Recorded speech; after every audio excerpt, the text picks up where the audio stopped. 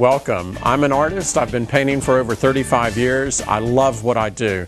I'm always looking for new directions in my painting, and I also try to tie it in and with my travel experiences. So many of my paintings are based on experiences in sports, whether it be scuba diving, whether it be snow skiing, whether it be fishing, whether it be kayaking, anything like that. I try to look for all sorts of new types of inspiration.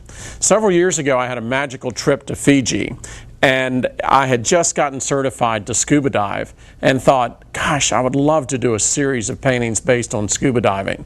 So I went from being certified in the Roseville Rock Quarry at Fantasy Lake in North Carolina to my first dive was a 100-foot dive in Fiji. It was one of the most remarkable experiences that I've ever had, and I immediately thought, how can I capture that? How can I bring it to life? So I started thinking about how can I sculpt a painting? Previously, I just worked with acrylics that were very flat, and I wanted to start to build them up so they were much more sculptural. On my first dive, it was a 100-foot dive, and I ran into this incredible coral wall and thousands of different types of fish, as well as different textures, as well as all of these different surfaces, and I wanted to see how can I possibly bring them to life. So I thought, I'm going to try a different medium, and that medium turned out to be acrylic modeling paste. It's also known as Impasto. It's one of the best, most interesting mediums that I've ever worked with. There's several different ways that you can work with it. For one, you can actually sculpt it as if it's a sculpting medium, which it is, or you can actually tie it in with the pigment itself. You can paint and mix the paint in with the pigment. So what I'm going to do today is show several different examples of how to use this and apply it. And let's talk about application. A normal, typical application would be your palette knife. So I have a series of different palette knives here, and I oftentimes will use all of these in conjunction with each other. Other things that I like to use, I'd like to go for the unexpected. How can I possibly bring in something that you would normally find in the bathroom? For example, a comb. How can you rake it across the surface? How could you use the tips of a brush that has a wonderful pattern to it and just keep on rolling it back and forth to create a different texture? I've always thought the best friend of the artist, other than the art store, is either the kitchen shop in a shopping center, or you could possibly go to a garden center. I've used rakes in my work, I've used garden trowels in my work, and they all have different applications. So I'm going to just go ahead and get started and show you how I'll lay this out. I'm going to use the larger one since I'm working on a larger surface here and just liberally apply this. Again, it's a sculpting medium. It's great fun to work with. It's almost like you're painting with mashed potatoes. And I just continue to layer and layer on top of each other and really spread it out. So I will do an initial application of the modeling paste to cover the area that I want to represent coral. And I'm going to work very rapidly here and then come back in and start to manipulate and to create the individual textures and patterns within it. So with this modeling paste, it has the ability to extend out from the canvas up to 1 inch and to hold that depth. And I love that sculptural aspect of it.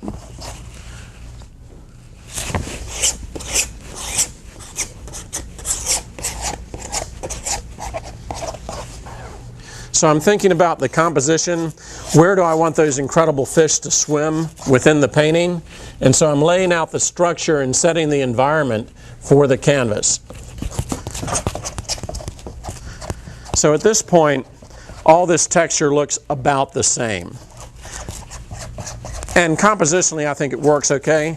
I'm going to come back in with some really quick, wide open movements like this, as if that seaweed is just flowing in the water currents. And then I take a look at it, see how much I like it, come back in, and then I really start to use the palette knife. Do I lift up like that? And again, I'm working fast.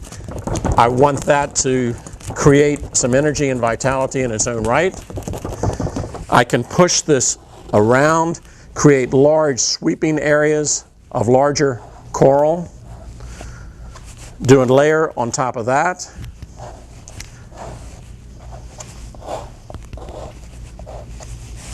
If I'm doing that over there, I think I'll probably try to repeat it over on another side. And again, lift, I can cut to the side.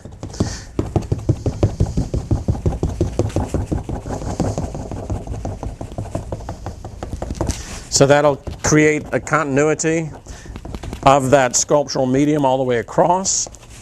Then I'm going to come back over here and lift some more.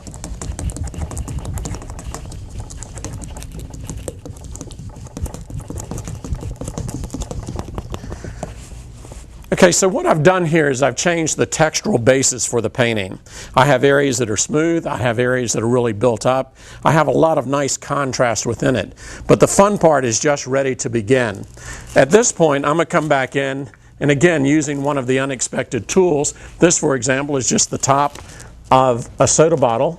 And I'm going to come back in and just press into that surface and see what type of texture, what type of shape that'll create.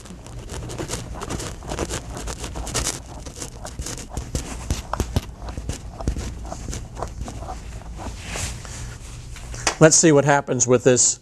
Almost looks like part of an erector set. I can use the side as a scraping tool. I can actually use the holes within this to put down on top of it. Mashed potato servers are great for that. Sometimes they stand out. Oh, I love that texture right there. Look at that surface. Wow. Again, an unexpected tool. Garden rakes are great to use. Garden trowels are wonderful to use. And then one of my true favorites is the magic Ziploc bag. And what I've done here is I've simply cut a different angle off from the edge of the bag. You can create shapes into it. For example, cutting a triangular shape out of it. It's very similar, of course, to using a cake decorating kit. And this is where it really becomes fun. So I'm going to come back in, and just by changing the amount of pressure in using the bag, just spreading that out, and look what happens there. That's that wonderful string coral that's so evident all through Fiji. Might want to try using that again, and of course make sure that you have the right type of baggie. Go back in, sculpt it up, really create more texture. And that surface will take probably, I'll come back in the next day, and that's when I come back in and start to paint on the surface.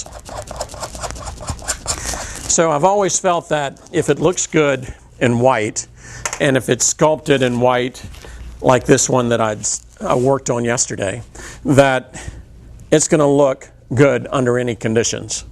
So from here, I would go back in and do the color transition from dark to light or light to dark, like I've done up here, where the closer I get up to the top of the surface of the water, the lighter it's going to be. Then I come back in and do the color transition. That's stage number 2. Then I'll come back in with the actual paint where I'm creating the illusion of the coral. Then I come back in and highlight that. And the last thing that I'll do is squeeze these wonderful Fiji fish out of the bag, which is a combination of staining the modeling paste with the pigment. Other applications, I'm a huge surfing fan. I wanted to see what would happen if I tried a canvas to show the juxtaposition of the waves down at Wrightsville Beach, and then you walk 100 yards, and then you have the wonderful serenity of the sound. And I just love the fact that this texture emphasizes the power and the motion and the movement of the waves. So, that's about it for this. My name is Bob Rankin. Welcome, and I hope you enjoy the wonderful world of impasto and modeling paste.